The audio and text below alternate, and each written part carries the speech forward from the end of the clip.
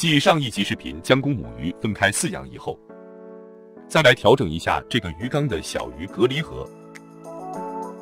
比较喜欢将出生几天后的小孔雀鱼放在大鱼缸中隔离饲养，只要大鱼缸的水质有保证，小鱼的成活率还是比较高的。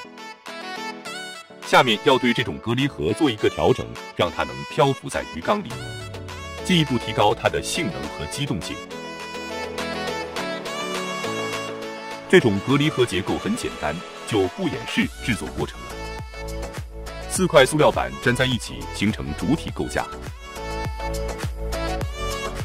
底部用了一层纱网，然后又粘了一块网格板，这样既有较好的透水性，又相对比较结实。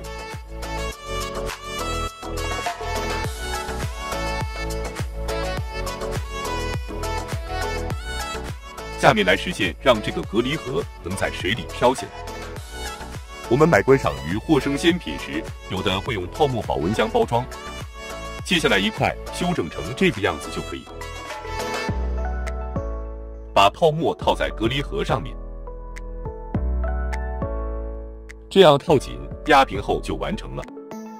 如果不牢固，可以再用胶再粘一下。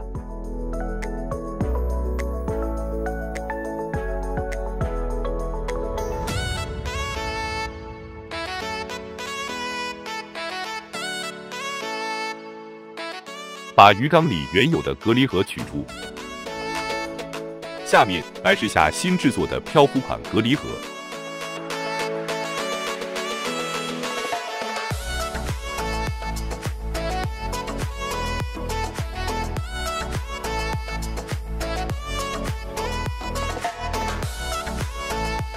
很成功，隔离盒已经漂浮在鱼缸里了。让隔离盒漂浮的作用是很方便将它移动到鱼缸的任何位置，这一点在比较大的鱼缸里效果可能不明显，可是在我这种空间有限的50小鱼缸里是很有用的。同时，隔离盒移动过程中增加了里边水的流动性，相对于固定的隔离盒，水质情况会好一些。下面把小鱼捞回到这个漂浮隔离盒内，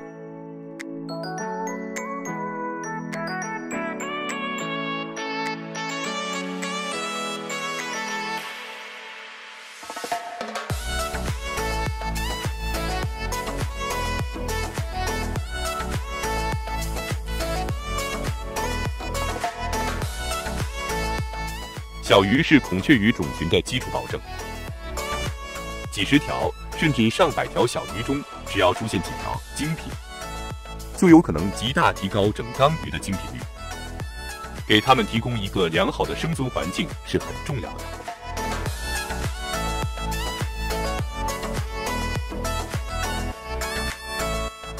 本期视频到这里就要结束了，如果感觉还行，请点个赞支持下。山高水长，天涯未远，咱们下次再见。